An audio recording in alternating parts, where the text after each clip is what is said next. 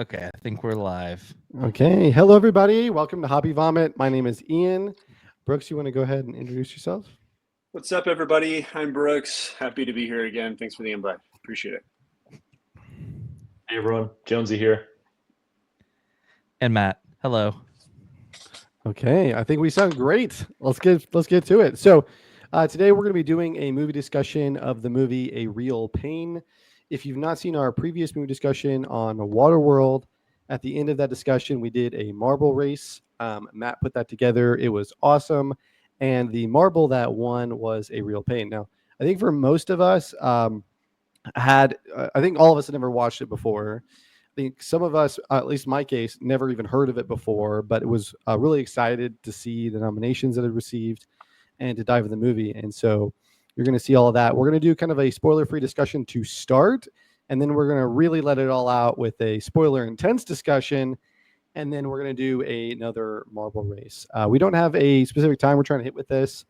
We just want to let the discussion go where it will, and I think it's going to be a lot of fun, and we really hope that you'll enjoy it too. But I think if we're good to go, unless there's something else we want to go ahead and add in, I think Jonesy's going to read us the synopsis of A Real Pain. Yeah, Gotcha. I did real quick. Just want to say, Jonesy and I talked about this a second before we started recording, but it was perfect timing because Kieran Culkin has just won Best Supporting Actor tonight for Well this done. film. So he Deserved. yeah, maybe he Deserved. did, maybe he didn't. We'll see. But Yeah. he did. He did. Yeah. Yeah, good All right. timing. Congrats. Passing on over to you. All right, A Real Pain follows mismatched cousins David, that's Jesse Eisenberg, and Benji, Kieran Culkin, as they reunite for a tour through Poland to honor their beloved grandmother. But their adventure takes a dark turn when the odd couple's old tensions resurface against the backdrop of their family history. Wow. Yeah, that's on point. That's what I saw. Yeah, Mhm. sounds right. Checks out. Okay. So, Matt, how do you want to do this with the spoiler free? You want to just do a round table again and kind of say what we thought and what we'd give it Ratings? in terms of 5? Yeah, I think so. I think that's an easy way to do it. Yeah. Okay. You want to Cool, kick us off, or you want to? Sure. Okay. So, yeah, we'll just say a few thoughts and then we'll give our rating on a scale from 5 to 5. Anyway, I will say that this movie was a really interesting watch for me because I actually got to go on a pilgrimage to Poland when I was a senior in college. It was Okay. actually, I just graduated and we spent 2 weeks over there following the life of John Paul II and Maximilian Kolbe. Maximilian Kolbe was a Polish priest who died in Auschwitz. And so I got to kind of stand literally in Auschwitz where he died and got to go to a few concentration camps. So I've actually got to be when they start off in the movie, I get to be in a lot of the places they've been. So it's really Cool, man. interesting, watching this again. I was like, wow, crap, I haven't thought about that in a while. And so I absolutely loved the film. It was like one of those things where it was so refreshing watching a film again where it's not about this high budget, not about it's not about explosions or heavy action sequences. It's not about spending lots of money to have all of this veil pulled over. It was just, let's just follow these people in their tour and let's just tell a story through the lives of these two individuals. And it felt very authentic and very real, true to the name. And I love that it just allowed me to focus in on the characters. And I thought the characters were great.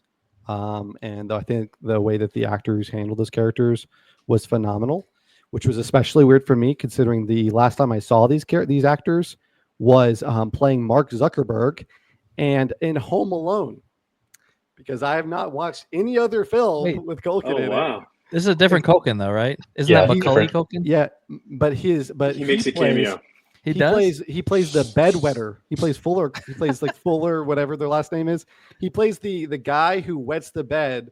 So Macaulay Culkin Really? doesn't want to stay. So yeah, doesn't want to sleep in his bed because he wets the bed, which is why he has to go upstairs in the attic. That's funny. That's they routinely played brothers in films like that.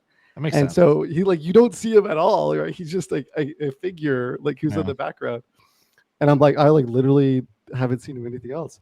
And it was just so awesome, watching him play his performance. So best supporting actor, I think, was great.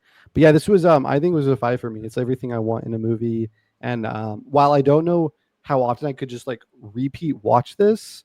I don't think that's a necessary thing for me for a 5 out of 5 for this kind of film, because it's one of those things where I would love to share this film with other people. I love to watch with other people.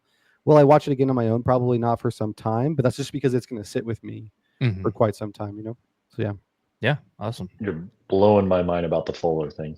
Yeah, I think I'm- that's right. I think that's the You're right. I'm not. Yeah. You're not blowing it because I'm questioning you. I'm just. Mhm. I've watched that movie so many times, and when you said Fuller, I knew what character you said, and his Yeah. face immediately popped in my mind. But now I got to look at him again to see if I see the similarities now. That's crazy. yeah, that's him. Yeah. Crazy. hmm Well, Brooks. J-Poc. Okay, cool. Yeah. For me, this movie was I would say around a 3.5, 3.75. Okay. Big fans of both of these actors and their previous work. Kieran in Succession is amazing. I think what held me back in this film was the fact that I felt like they were just playing themselves. That I had other roles that I had seen them play historically throughout their careers.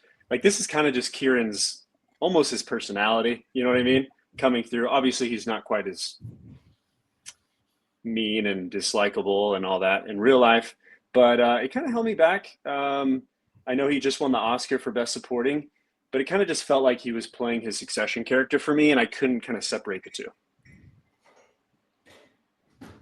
Okay. Yeah. I guess I'll go. Yeah. I gave it a 3.5. I don't have any negative thoughts about it. I think that just kind of was my gut reaction after the film. It wasn't because I guess the only thing I didn't necessarily enjoy that much was some of the discomfort, but I don't think that that's anything to knock off or say that I didn't like about the film. It was just my own personal experience, and I think that was the full intention of the script and the actor's role. So I think they did a phenomenal job in that. But I felt a lot of reverence in the movie. So I just felt that I was kind of gripped to the TV the whole time I was watching it. It was a really enjoyable experience for me. So me saying it was 3.5, I don't want it to convey at all that like I didn't like it or there's things I didn't. That's just kind of where I landed with how I felt about it overall. But I really enjoyed it.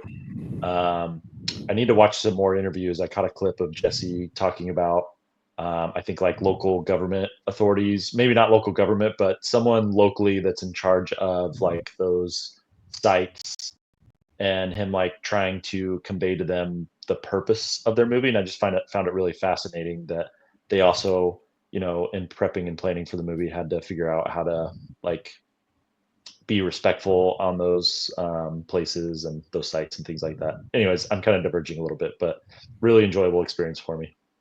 Yeah, awesome. Yeah, and you know, 3.5 is that's a B. You know, that's a good it's score. I mean, That's a good score. Yeah. Yeah. That's nothing to sneeze at. So I landed at a 4 myself. I really enjoyed it. I think I kind of align with you a little bit, Brooks, where it's, you know, it's not a negative for me that I do feel like they were a little more playing themselves. I still think the performances were great. I just would like to, it's like the Ryan Reynolds effect for me. It's like, Yeah. I would like to see, I don't know how to explain it, because I do think Kieran deserved, at least from the movies I've seen or the films I saw that were nominated, I think it was a great performance. I also just don't know how, it didn't really feel like it was a big challenge for him. Right. And maybe it was, maybe it wasn't. But still, I still really enjoyed the performance. I thought it was like a really tight 90 minutes. I almost would have been okay with an extra 15, 20 minutes to flesh out maybe the group they were with a little bit more. I kind of felt like that's where it lacked a little bit for me. I would have liked to see their relationships with the tour group a little bit more. But still, I really, really enjoyed it. Yeah, I think for this, I don't know. I couldn't really figure out. I don't think it's technically Jesse Eisenberg's. It's not his directorial debut, but I think it's his first like big film. And I thought I think he wrote it as well, which is extremely impressive. I also saw in Kieran's speech for the Golden Globe that Jesse cast him without ever auditioning him. I guess Hmm. Jesse Eisenberg's sister loved him from Succession, was like, cast Yeah, him. that's And what I Jesse heard. was like, all right, you're done. No audition. You got it. Yeah, it's cool. And like, he really was perfect for that Mhm. role. So yeah, I mean, for again, not really a directorial debut, but felt like it to me. I was very impressed. So yeah, 4 out of 5 for me. Had a great time. Love Or that. had a, And with had a those great time. comments, Matt, and kind of continuing the conversation, it's not that I'm hating on his performance, because I could definitely tell, like, I think he deserves the Oscar he just won. I just I told Danielle as soon as the movie was over, I just kind of wish that it wasn't Jesse and Kieran in those two Sure. roles. I kind of wish Yeah. it was like just two other actors that we didn't know, and would have been a little bit more impactful for me. Just not pulling in their past roles and career. Yeah, you like to see it. It was a strong performance. It just would be more impressive if you put someone that isn't normally like that Agreed. to achieve that performance. Agreed. But yeah, definitely not really a knock for me. Just something I noticed as well. But yeah, so pretty good scores all around. Yeah, it's interesting hearing that, because obviously, like, I had not seen Kieran in anything, and so for me, like, it really is a fresh face. And it got me thinking too about some of the other films I've seen, because I can definitely, one of the films I watched when I was in college I loved was Meet Earl and a Dying Girl, and it had exactly that, where like not the two main characters, but one of the main characters is like, I don't know who this person is, and and so I'm just like trying to really just relate the character, and it's a very interesting experience, as well as like Swiss Army Man. For that one you have like very recognizable characters, but it's so different that it's he kind of does the same thing. So yeah, it's really interesting how I can definitely see it though, because I've seen movies where I'm like, yeah, this is Jason Bateman's a classic one. I love Jason Bateman, but it's Jason Bateman. It's every time. Yep. So I definitely see where that comes from, and how that can affect the viewing. But of the film. a big fan of Kieran Culkin, though. I mean, he is in my favorite movie of all time, Scott Pilgrim versus the World. Just iconic role. Yeah. Oh yeah. So good. Oh, so that okay. So He's that the I have roommate. seen him in a long time ago. I forgot. He's in that. Yeah. Yeah. So good. Yeah, I mean, like, I think there's a reason why. I think there's a reason why someone like Ryan Reynolds can continue to put out the same character, because it's good. It's not bad. I think there's just some actors that like that's their thing, and I'd love to just see Ryan Reynolds, or I know Ryan Reynolds has done other things in his past, like Buried, which was crazy. Have you guys ever seen Buried? Very Heard of it? It's the whole movie is him buried alive, and it's basically a single shot of him buried alive in a coffin. It's like a thriller, and it's like it's old. It's pre Deadpool Ryan Reynolds, and now since Deadpool, it's a lot of just Deadpool Ryan Reynolds. Well, he did that thriller with Jake Gyllenhaal as well. Life, I think it was called, where it's in a spaceship and the alien takes over. The alien one, that was a fun movie. But I mean, like, there's other actors like Adam Sandler who kind of lived that kind of life as well, but then he went on and did things like Uncut Gem. So like, I still think Kieran, like, the performances are great. I think I think that he won Best Supporting for a reason. And the performance is excellent.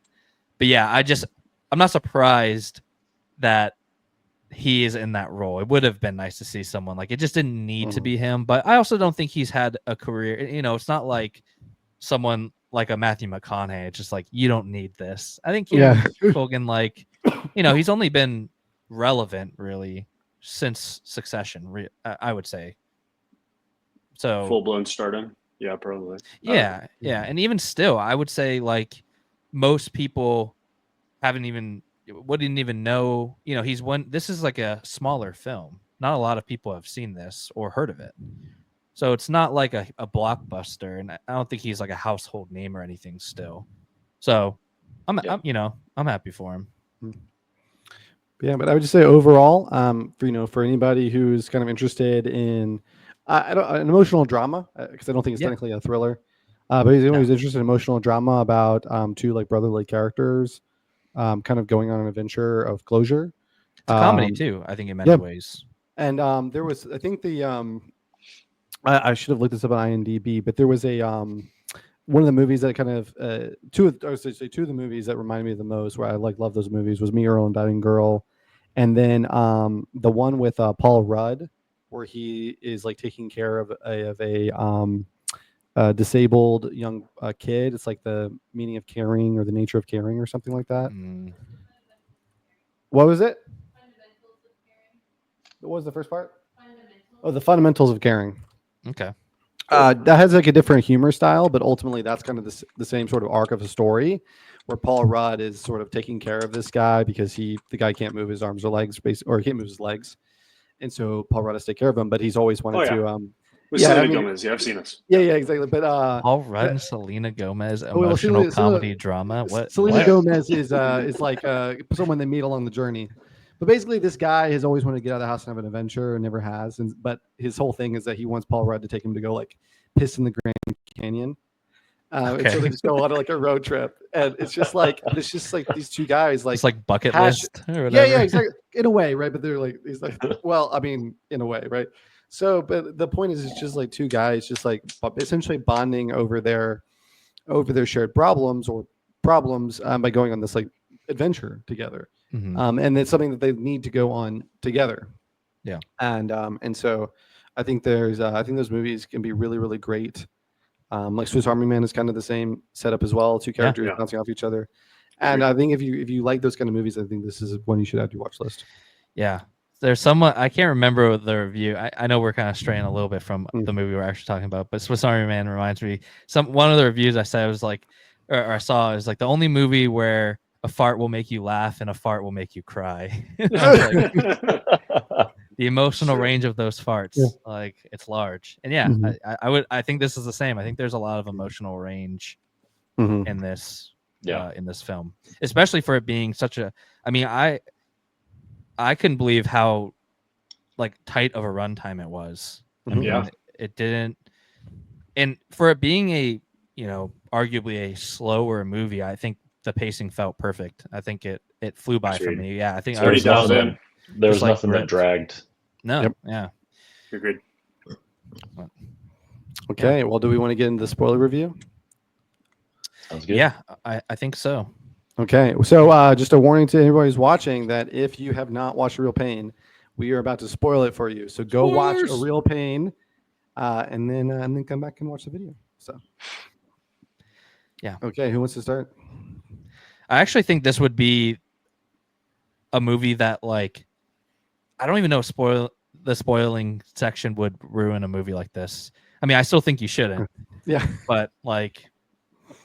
Yeah, not much to spoil. There's not much to. Yeah, exactly. There really isn't. It's an experience. There's no like big twist or turn that we're going to be revealing. Yeah, everyone's going to experience this movie differently. Mm-hmm. Yeah, I do think we don't get the whole. I don't know. I can't. It's been about a week since I see it. What was it? It was like an intentional suicide attempt. Is that right? That's what we're led to believe, yes. That's what we're led to believe. Okay. I can't remember if they ever actually said it was that, or he just was addicted and kind of overdosed.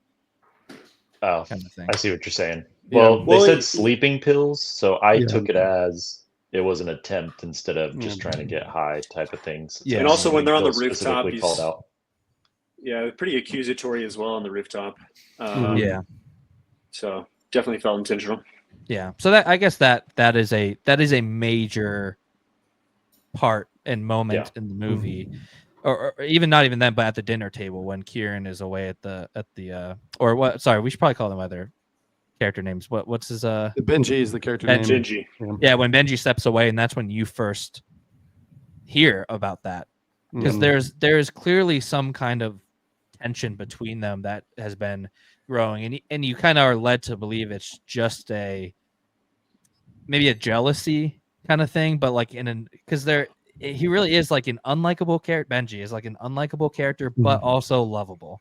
And I get why in small doses everybody loves him, but you still can see there's more to it between Jesse Eisenberg's character. Dave. I love that you said. Wow, I'm already forgetting the words you use. Unlikable but likable. What was the first word you said? He was. Yeah, I think unlikable.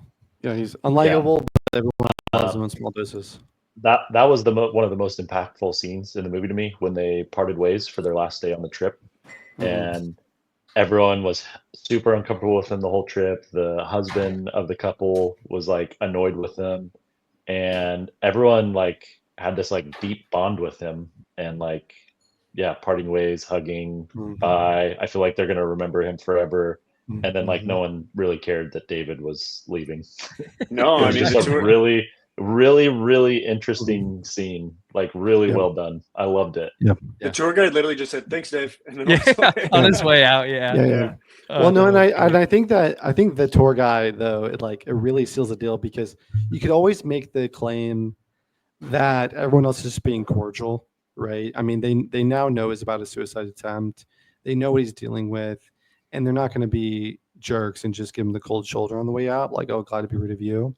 Yeah. But this like tour guide like has had an actual moment with Benji, but also recognizes the struggle that Dave goes. And so in a very real way, this like, thanks, see you, Dave, is also kind of like a sorry.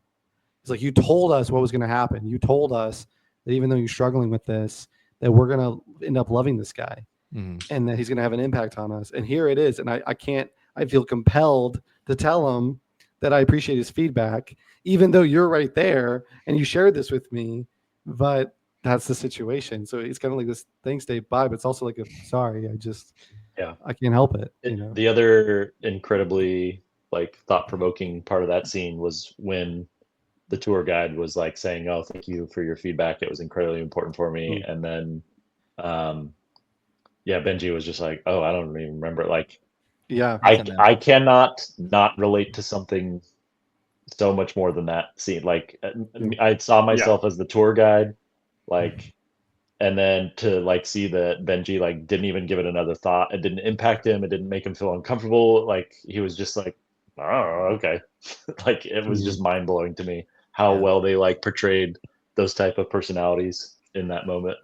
Well, and it contrasts so well with Jesse Eisenberg's character, where he's so fear-based, and they talk about growing up as a child. He could hardly even talk to his grandma because she was such a stern woman, and so like I interpreted the ending, or at least that scene, and towards the end, is like that was kind of one of the lessons that Jesse needed to learn from his cousin, was like, people respond to you caring and engaging with them. You can still like kind of be an ass and like annoy them and disrupt, but Benji was often engaging with them. He was talking to them when they were alone.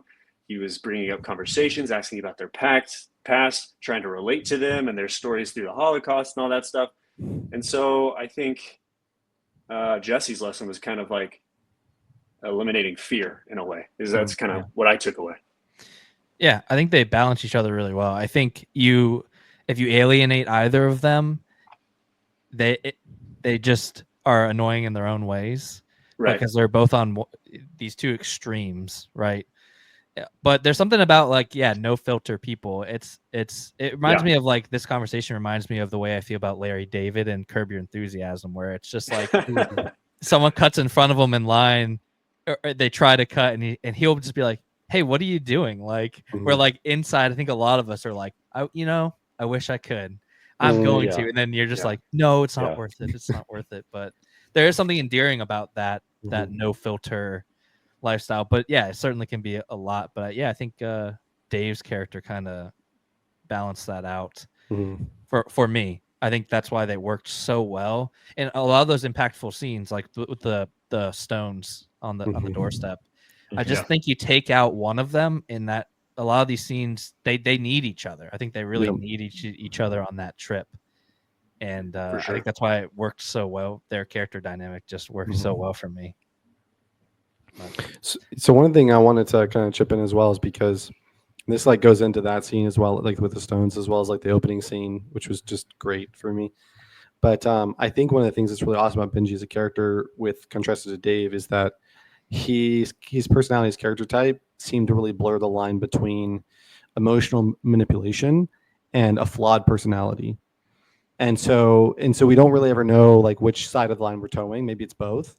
where it's like, on one hand is maybe this is just how he is. Like he's just a flawed human being who says these things because he's being honest and literally just won't remember that it was hurtful, because that is just how he is.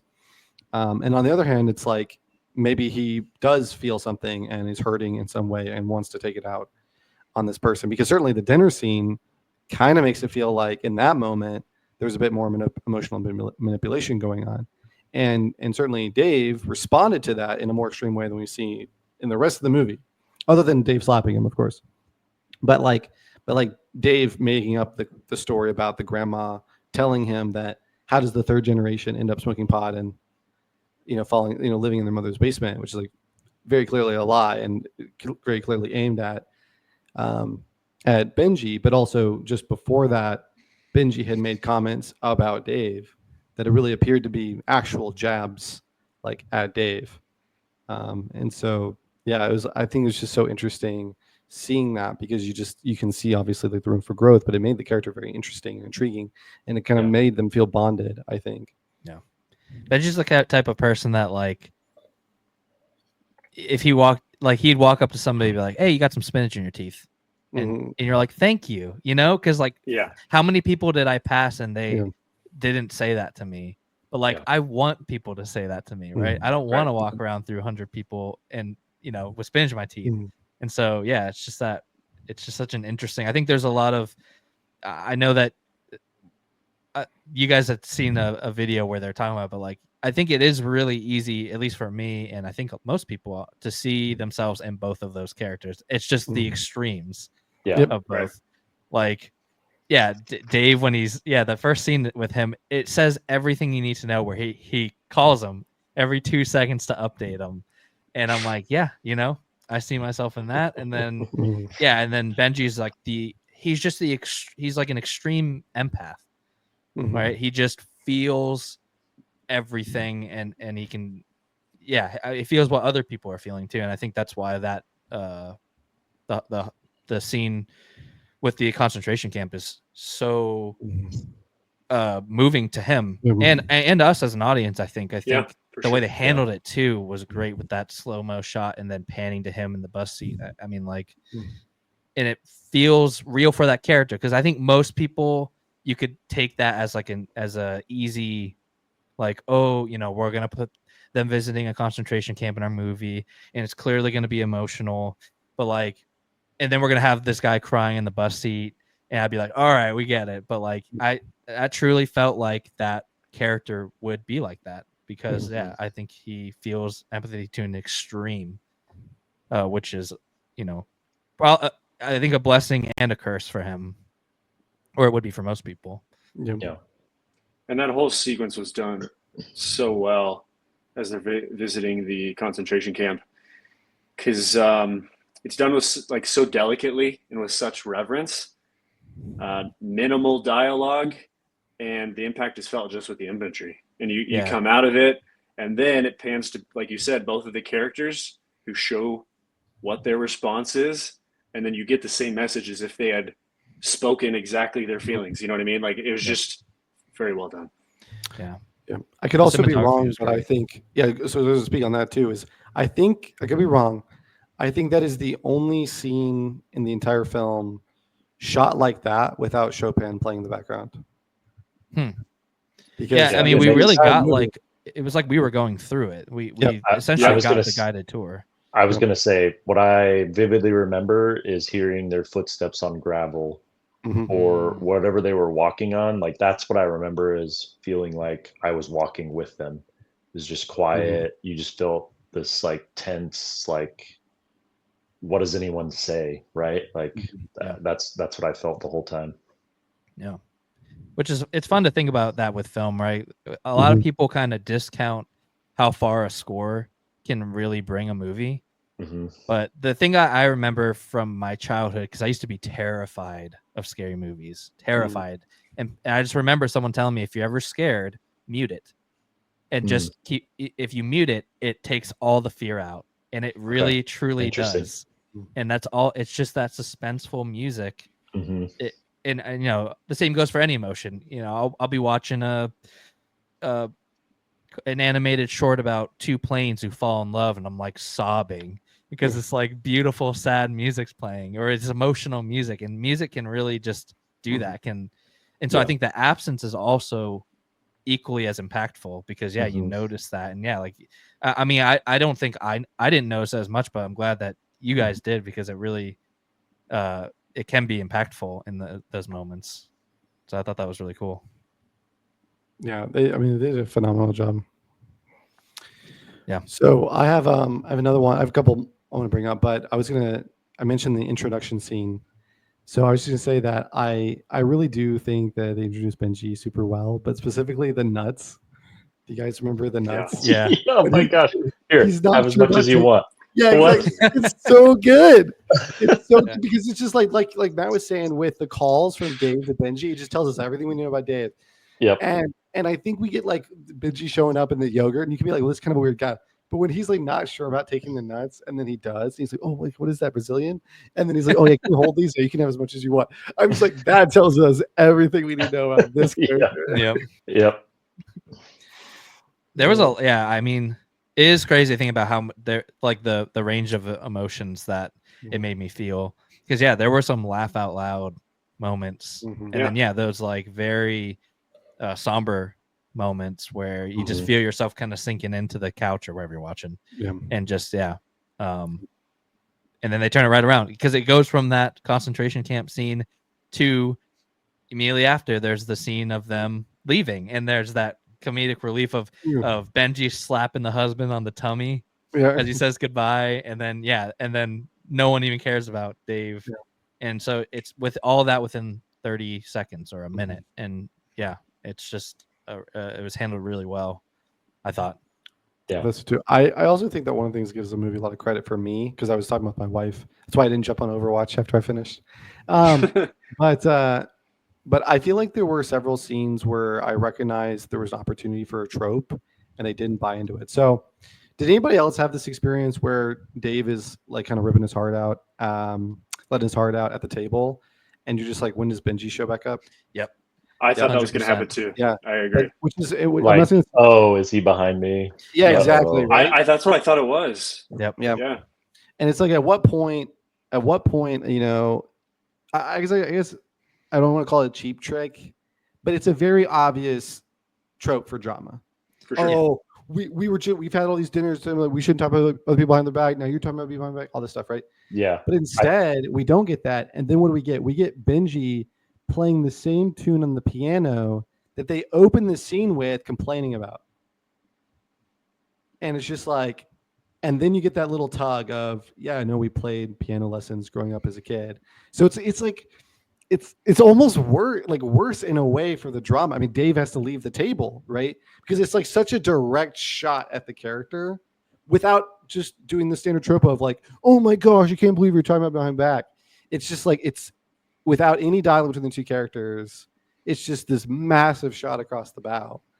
And I was just like, man, that was so well done. It makes you there was still a part of me that wondered, did he approach and hear someone and then choose to not, to then choose to go play that, or did he not? Possible, yeah. And I like that we don't know. David's just expressing himself. He's frustrated, like just more of that empath, and so I'm just gonna go play music instead of being upset I'm about sure it. there is a bit of guilt with Benji because of he's seen how it's impacted his cousin, who they seem relatively close, kinda.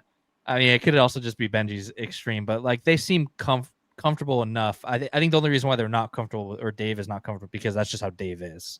Yeah. But yeah, I think I would imagine his character probably feels some guilt because of that, and how I it's feel affected like his cousin. they probably spent a lot of time together when they were younger. It reminds me of some of my cousin relationships, and especially David, now that he's married and has a kid, like just naturally is just busy with life. And so I was able to relate to that a lot. Like, I feel like I was really close to some of my cousins when we were younger, and now in our adult years, we just don't see each other as often. And then with that extra like stress about what happened to Benji, it was really interesting to see how it was portrayed. Yeah. And I think that one of the things that helps really sell that kind of thing is that there's the scene when they're in the car together, and David's just like doing his own thing, looking at videos, and Benji's just like, "Hey, what are you doing?" Which of course sets up exactly what Benji's going to do with like every other character in the film. Yeah. But he's just like, well, my kid's really interested in knowing the different heights of all the different tallest buildings, and then Benji like intentionally rewinds the video to watch it again. Yeah. That Right, was like really interesting. that was a really good way to like set up the character, like sell the character. At least I thought. I mean, I think I agree. it's so And genuine. Right? Like, it's extremely unique, like Mm. decision to make, to have like to film that and then have the character like rewind it and laugh at it, and like mhm, Dave just looks incredibly like perplexed that someone is actually interested in watching this video, because he already Yeah. felt uncomfortable. He's like, it's silly. Like, I'm already homesick, right? mhm. Right. But there's two things I want to know. One, just the opening and closing shot, how they are mirrors of each other. I really liked that, and just the cinematography overall was beautiful. A lot of just landscape shots that were beautifully framed, and yeah, I don't think Jesse did that himself, but obviously as a director, you have a part of that. You have a good say in that, but whoever the cinematographer was excellent. And then do we think? I guess I have a question.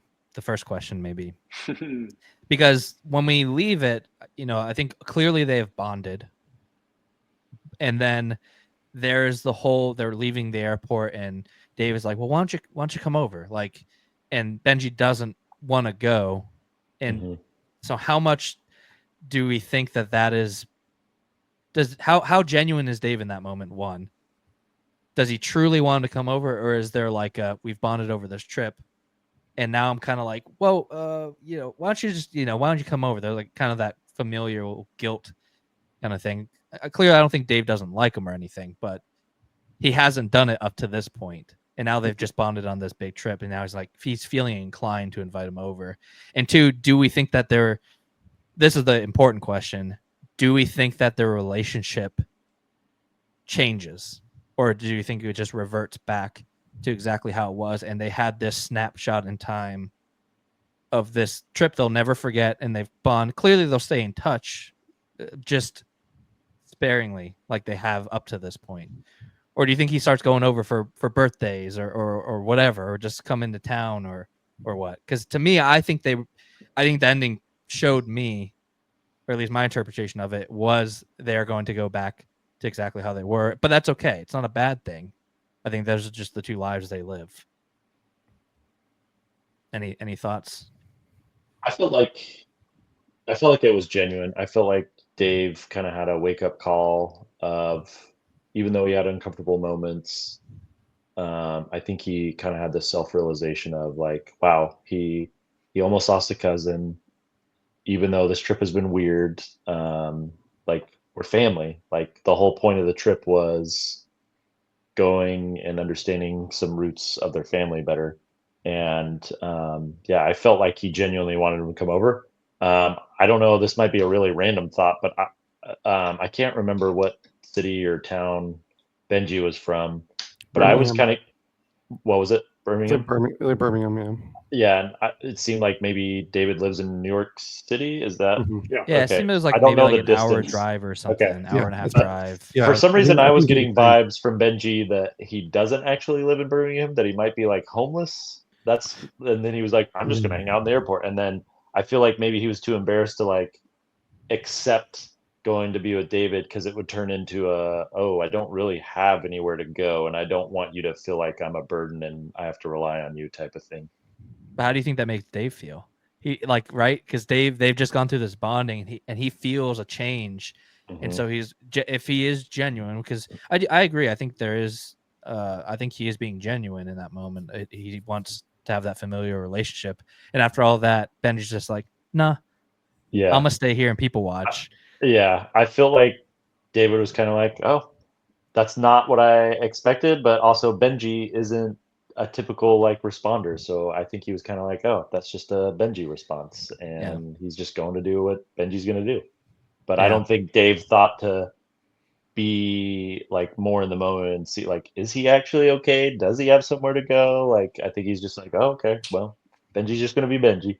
Yeah, I think that's kind of why I feel like they are just gonna. It's like that friend you have that you don't talk to for like 2 years, and then you talk to them, and it's like no time has passed, and Yeah.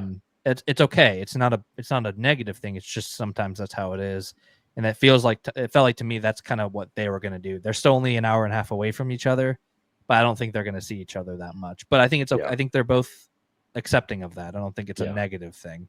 Yeah.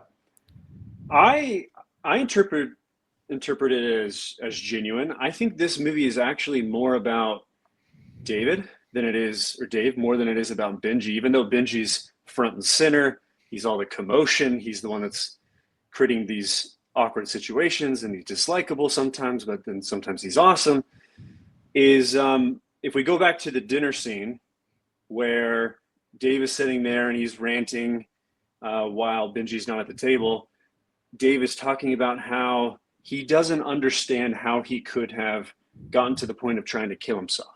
And he basically saying like, our ancestors went through actual horrors, right? They went through the Holocaust. He's like, there's people out there that suffer. And he was really trying to discredit any reason for Benji to be feeling pain in any capacity.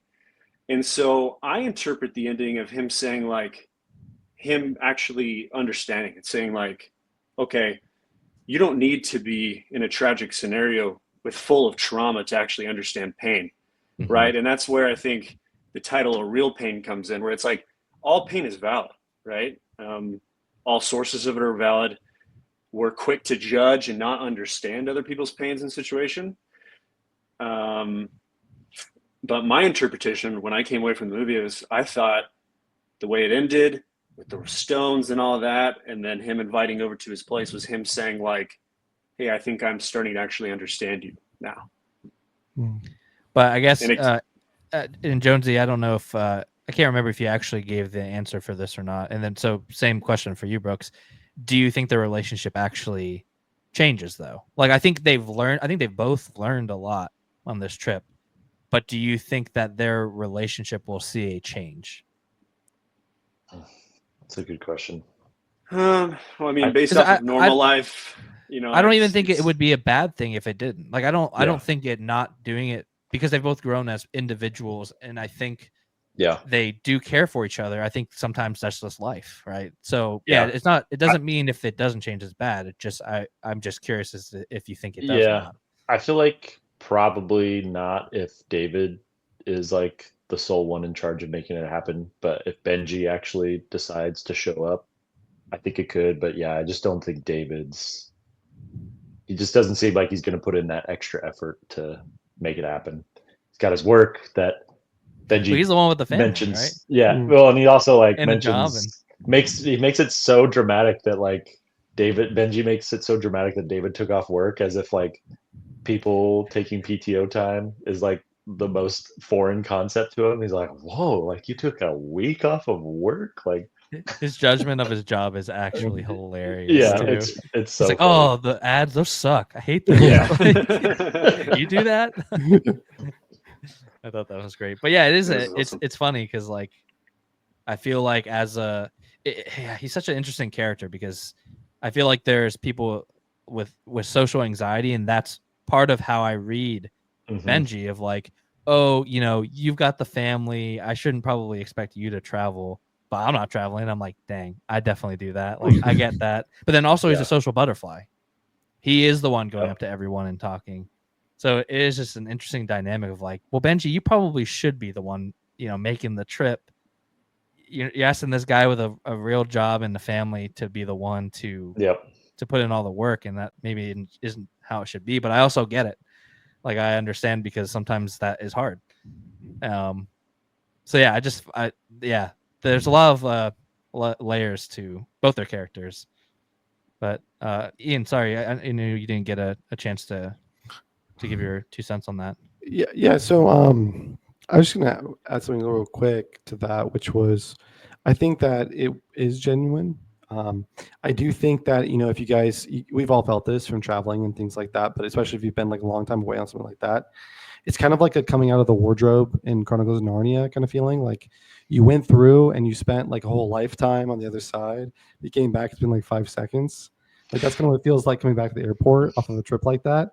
It's just like you don't like know Yeah. how to transition, right? Yeah. So you're like, why don't you stay with me longer? So there's not a transition yet. So I think that's definitely genuine, but I also think that there is that uneasiness, which is really in line with Dave's character. I think the story very much is about Dave. I think that's also why the closing scene is really also us seeing Dave sit down the stone versus seeing Benji, who supposedly has the rock still, by the way, because they both put the rocks in their pockets, Yeah. staying in the airport. I don't think the relationship changes. I think it is a moment of life. I think it's a moment in time. I think that that's okay. And because a lot of us, for the people that we love, we are moments in time for them. We are the rocks in their pocket that they get to put on their stoop of an experience that they've had. And that's actually like why family is so important. Family isn't genuinely important because they're there for you every single day. They're there for you. It's because they have those moments. It's because family and the friends that you make family provide you with those kind of moments in your life. And I think that definitely has an impact on Dave. I think it definitely has an impact on Benji.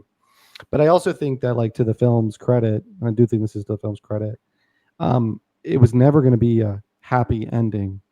They're really dealing with some like really like hard stuff. Benji is completely lost without his grandma, or really has been lost for a long time. And Dave does not know how to relate to his brother, basically, be with after that suicide attempt. So I think there's like genuine healing, but like it's not done yet. Like, and I think the relationship like can't fundamentally change until the healing takes place. And maybe this is one of those moments that helps it get there, but that's not what the story's about. The story's about this moment. Yeah, I would argue. I mean, I think I get what you're saying. I do think there are elements of a happy ending, though. It felt like it still felt like a happy ending to me. Obviously, it's not like they're not freeze frame high fiving in the airport terminal, but I think they've both grown a lot. But yeah, I agree. They still have ways to go, and so does everyone, right? Yeah, exactly. And, yeah, so I do think I didn't leave on like a bummer note. Right. No, same. Yeah, I didn't either. Yeah, agreed. So then I have one kind of fun thing to add, but I also had a question for you guys as well, because I was curious what you guys thought about this. So I'll ask the question first, then I'll have the fun thing. When he goes off on the tour guide at the cemetery, did you guys think he was being an asshole, or were you like, I get it, or both? I think he's the kind of person that it comes off as an asshole, but if you know him, like Dave's character, at least he begins to understand towards the end of the movie, is that like this guy means well, right? So I think as far as Benji's concerned, he was giving constructive criticism. Like he was trying to be supportive. He was trying to make the tour better for everyone. However, if you don't know the person, it's not going to come off that way, of course. Yeah. It was such an interesting scene for me. Like, I think I had to pause the movie after that scene because it made me so uncomfortable.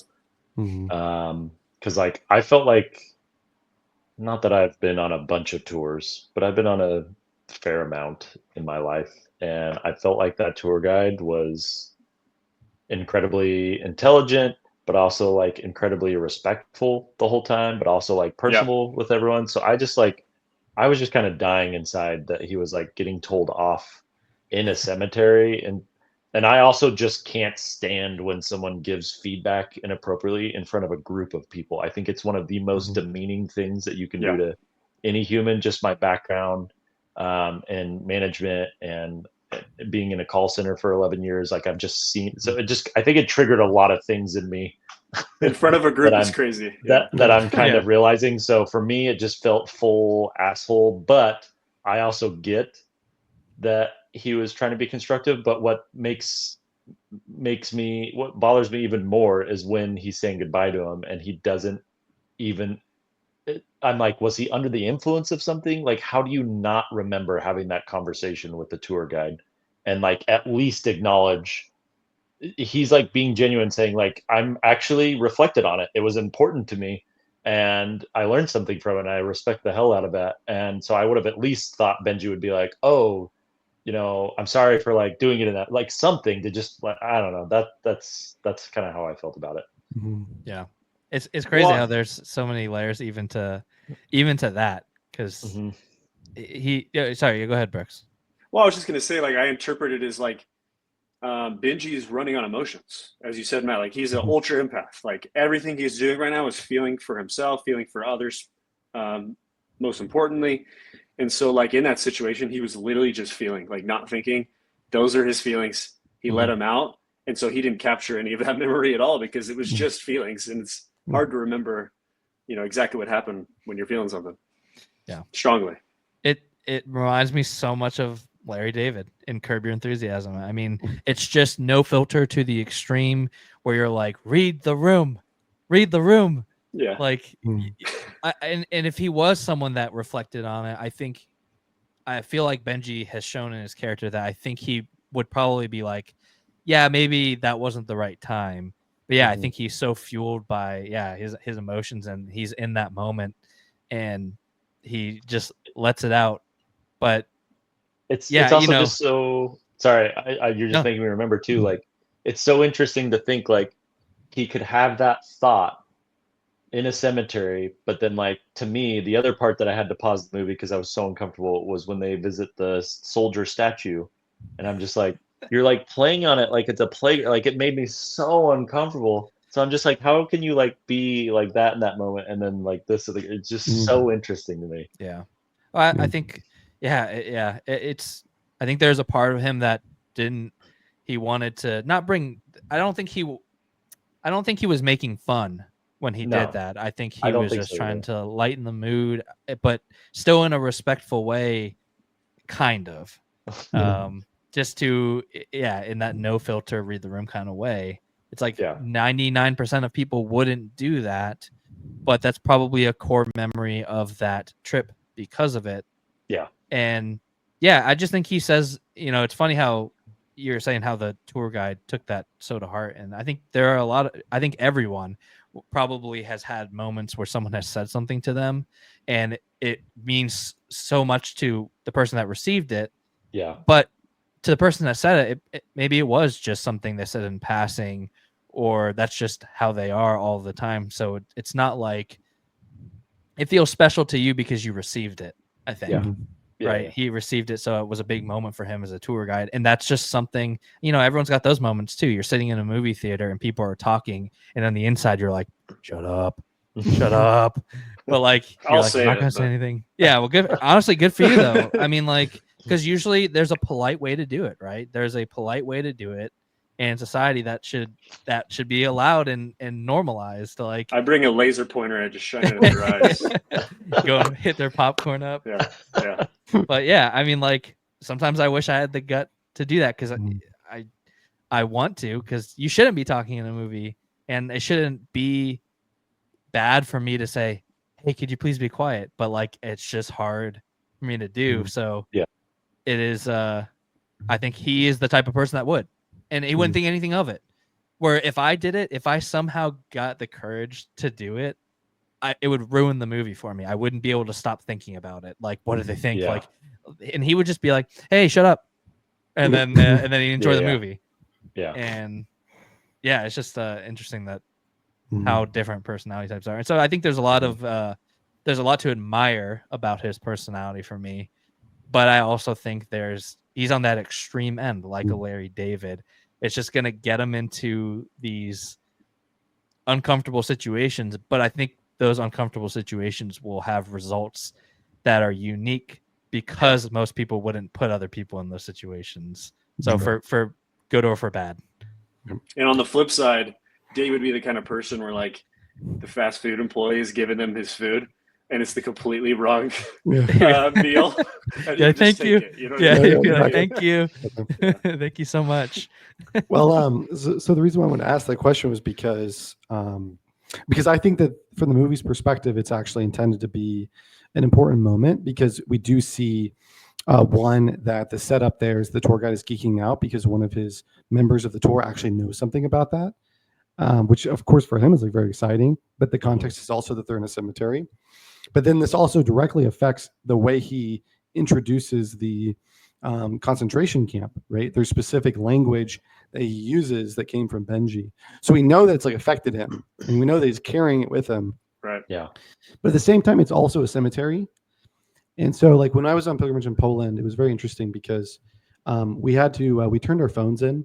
Now, to be fair, this is like one of those things that, sort of happens like if you're a college student on a pilgrimage, a bunch of other college students, and it's like a religious thing.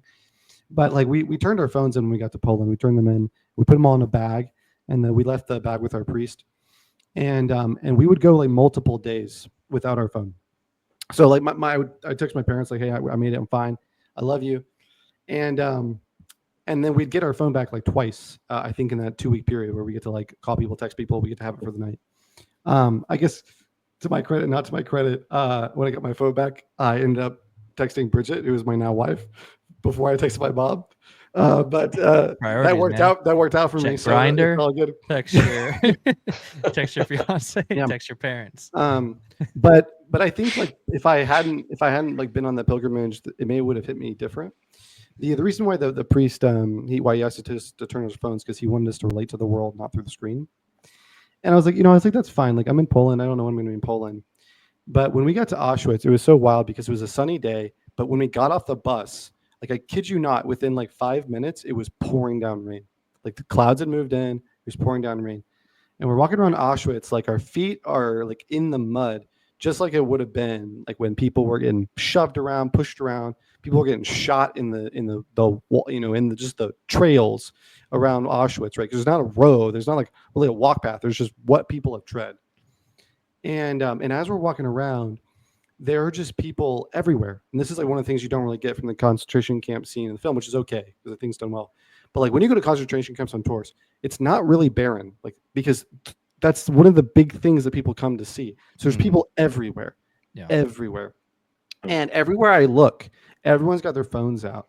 Everyone's looking up something. And everywhere you turn, there are groups that are pulling out like selfie sticks and taking like photos of themselves. I saw people like rushing to the train yard where the trains come in, because for Auschwitz, the actual train tracks went through the camp. And then there's just like fences higher, as high as you can see, barbed wire everywhere.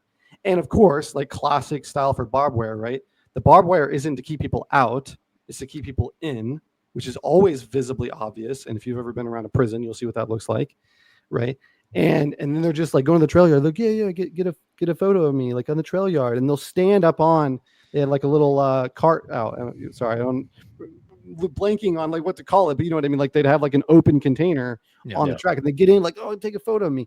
And I'm just like, I'm like, I don't want to process this, right? Yeah. Like, I'm like, you put away your phone. Yeah. Like you're like literally in Auschwitz and you're taking selfie. I don't have a single picture like from the concentration camp on my phone because I didn't have my phone. But like, I was so depressed just being there. It was like a tidal wave. It just numbs you. Yeah.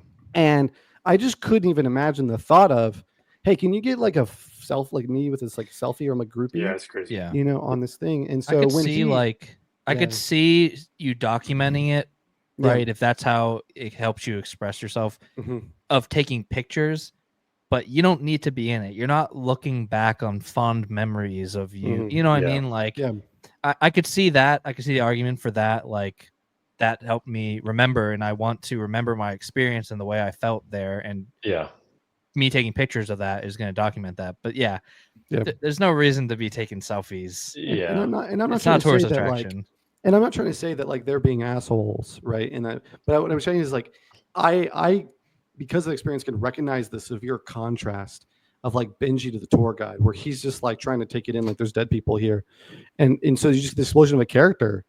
And I'm like, he's kind of being an asshole, but at the same time, like, I had a moment where like I wanted to just like go off on these people that were like taking a selfie near me when I was in a concentration camp, and I hadn't ever experienced that kind of feeling before, of just like, what the fuck are you doing? Sorry for dropping the F-bomb for the first time. But beep.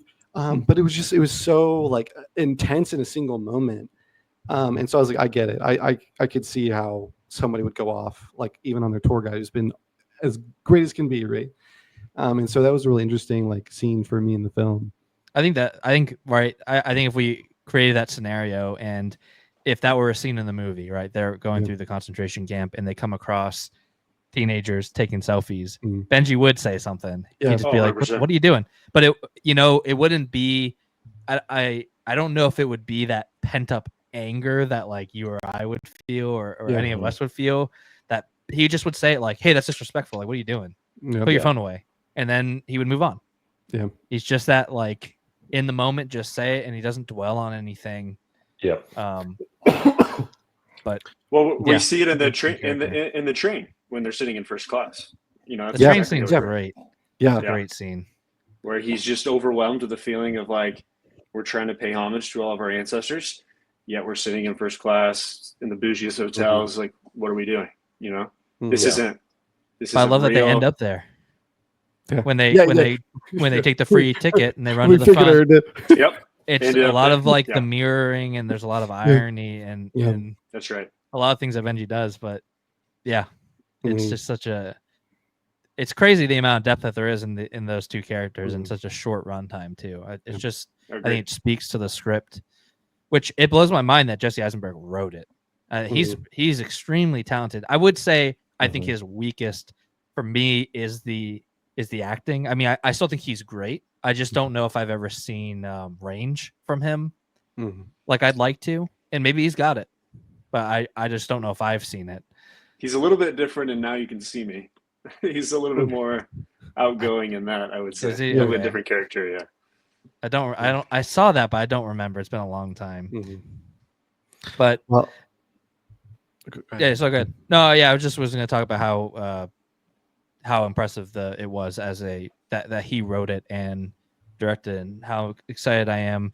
I think he's going to have a lot to live up to. My expectations are going to be extremely high for him going forward, which is blessing and a curse kind of thing. But I think this was a really successful film. I think it achieved everything he set out to do. I think he should be and probably is very happy with the final result.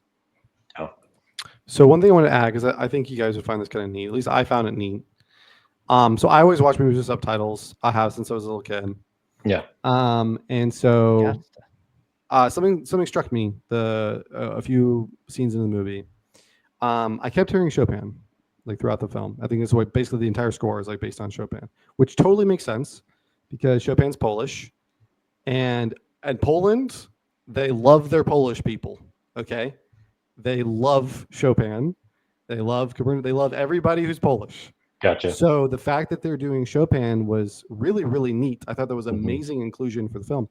But the thing Yeah. that struck me was not that it was Chopin. The first time I heard that, I was like, "Oh man, that's so good! Like that makes so much sense." But no, I'm not like as familiar with classical music or like as in depth, right? I know of Chopin because I've played in orchestra and things like that.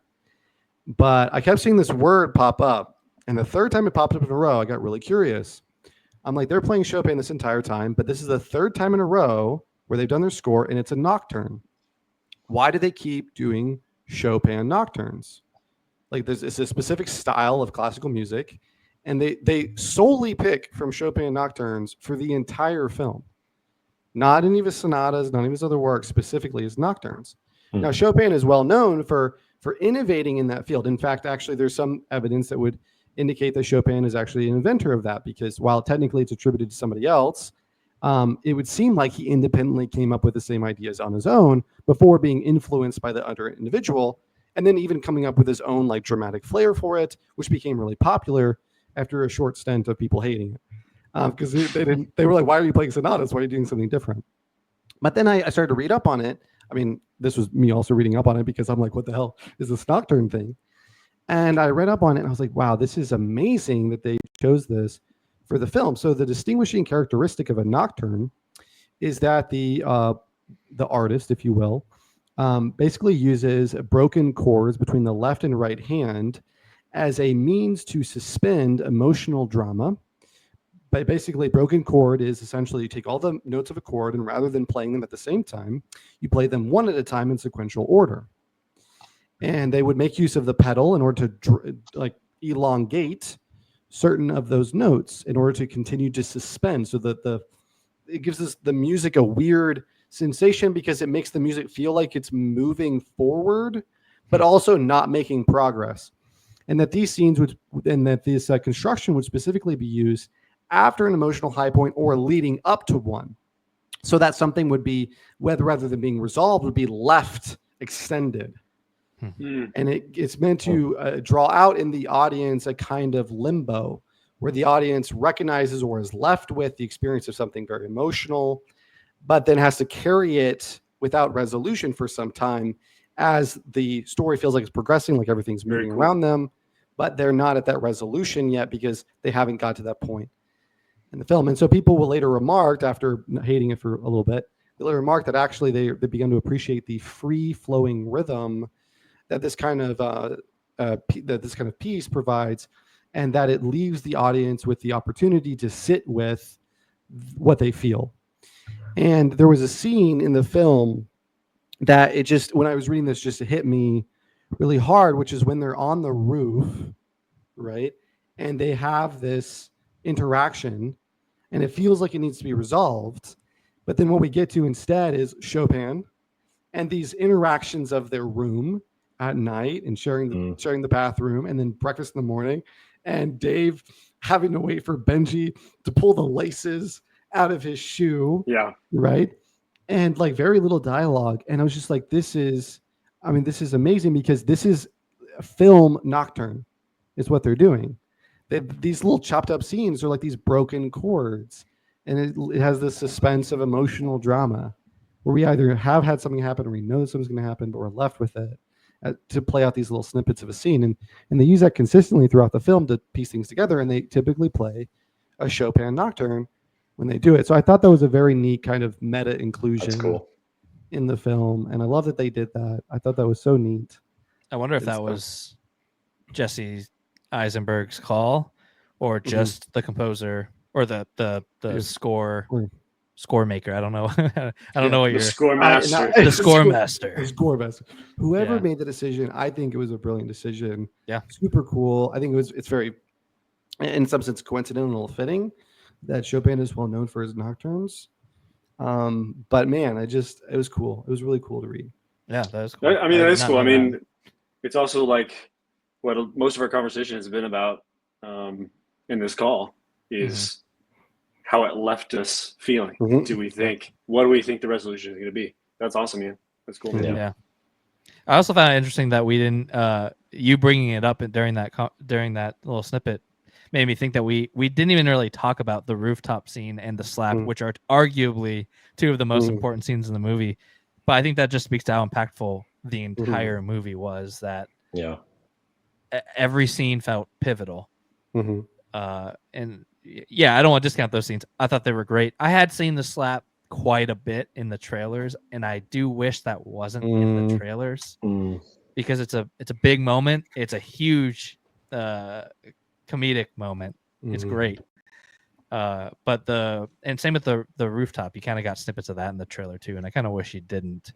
But both great scenes. I mean, every scene was great. I don't really have too many flaws. Speaking on the slap scene, I mean, I do think that's one of the scenes that gives you hope about Dave. You get it, because it's like that is not something that he would have done ever before this experience, right? But then he immediately retracts into the I'm sorry, which is great. But yeah, it's still a step, right? It's a baby step. Yeah, exactly. I mean, it's a big baby step. 100%. But yeah, I love that. But yeah, I mean, we're at an hour and 10, boys. Should we wrap it up in Marble Race, or does anyone have anything else they wanted to speak on? I mean, I feel like I certainly could continue to talk about each scene, because I do think there's a lot of depth to every scene. So if anyone has any other scenes they want to talk about. Just some quick final thoughts. I mean, I just feel like what stood out to me in terms of the messaging from this film, although it's pretty open-ended, is just that all pain is valid, right? We don't always understand what people are going through, don't understand why they're feeling the way they are.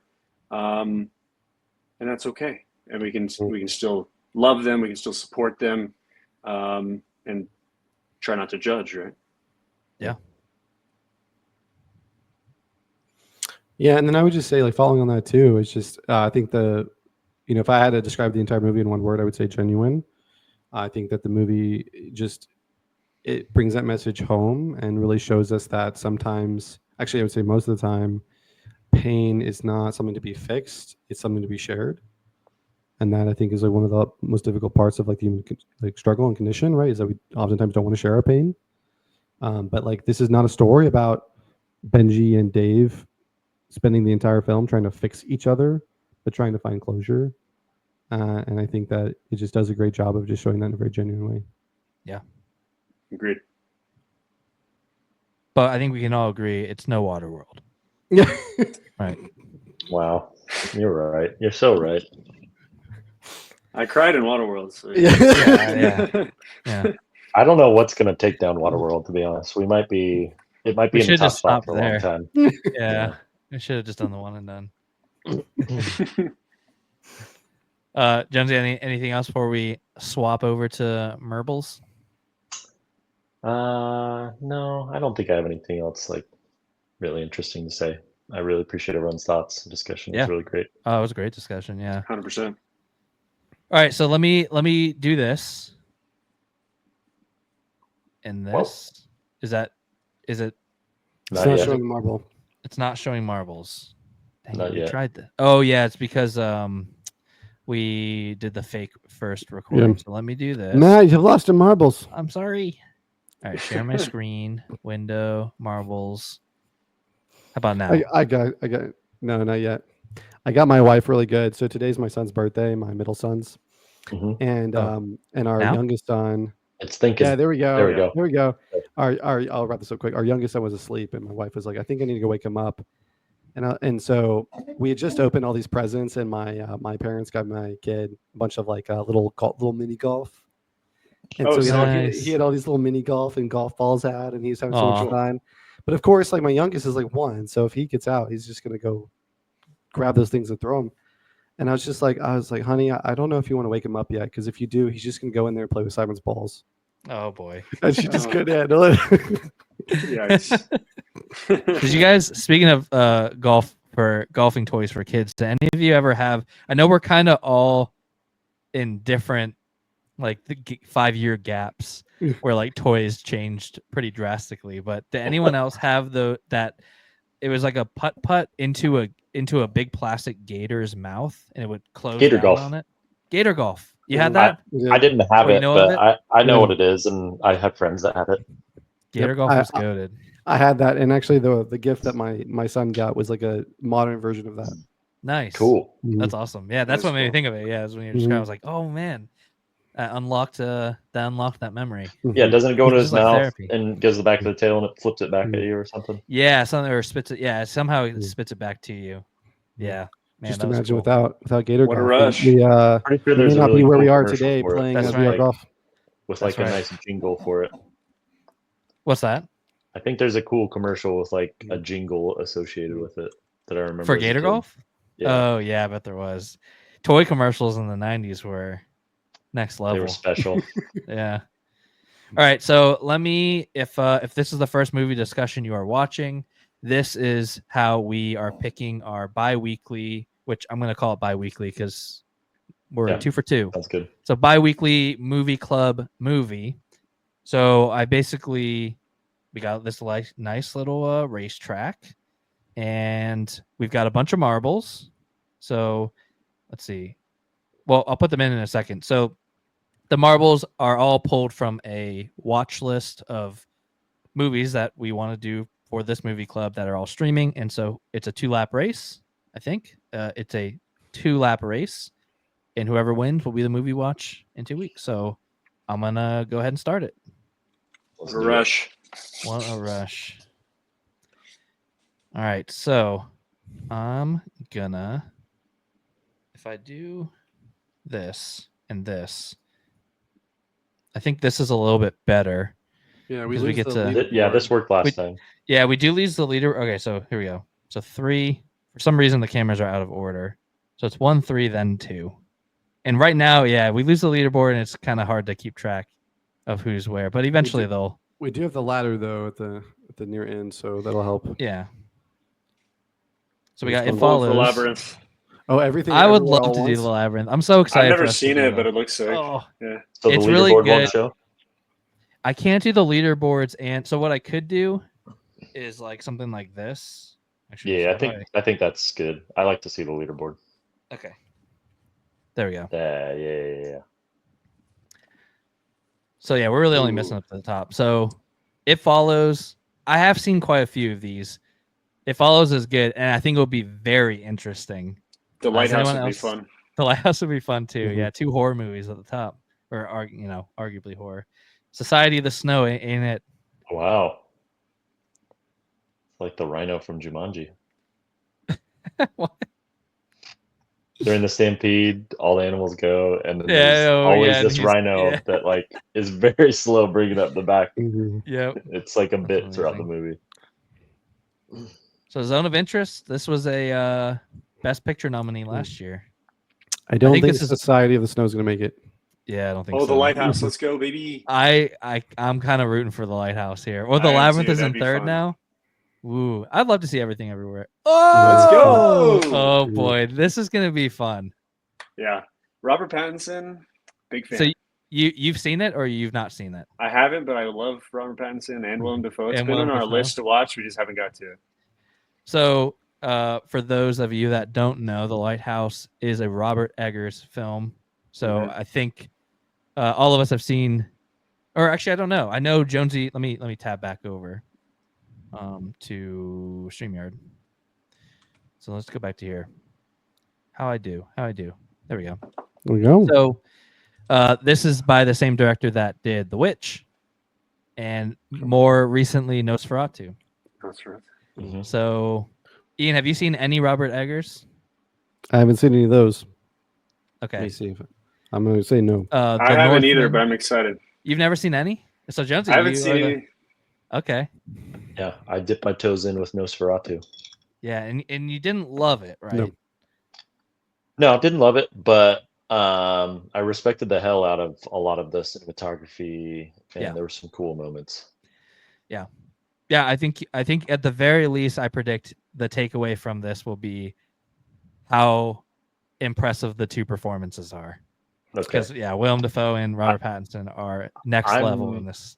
I'm I did really watch all of excited The to Northman. see more of Robert Pattinson. I think I've really only seen like Twilight. his big mainstream things. Yeah.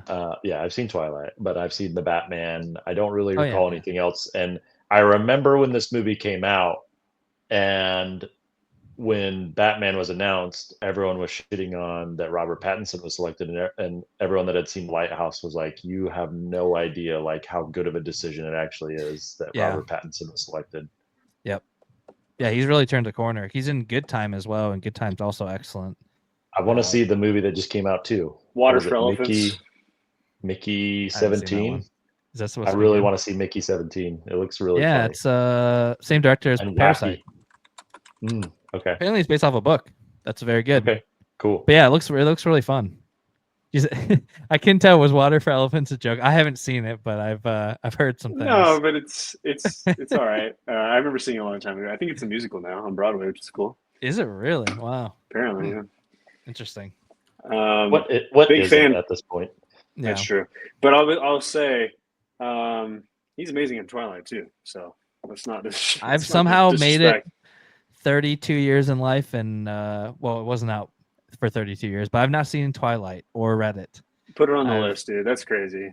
I would certainly do it. I haven't not watched it because I mean You- sometimes you like to watch those. You got to watch it with like someone or a group. Yeah. Yeah, And that's what. That's I highly recommend after like some sort of depressive episode in your life, just watching Twilight with Makes it all better. Yeah. It does All not right. make it all better. It just It makes It it lets all You you can sit in better. the lets you go sadness. through. It lets you go through some things. Oh yeah. Well, cool. Thank you, everyone. Good discussion, and yeah. So this is gonna post tomorrow, the 3rd, which is a Monday, And then 2 weeks from that, we will hopefully have our discussion up for The Lighthouse. Heck yeah. So Sounds good. awesome. Well, GG's everybody. GG's. I'll tell all the marbles out there. They had GG's. a good Peace run. and love. Peace and love. Thanks, gentlemen. Yep. Yeah, Thank see you all. everybody. And Peace. we'll see you Thanks next for time. watching, everyone. Bye. Goodbye. Nope.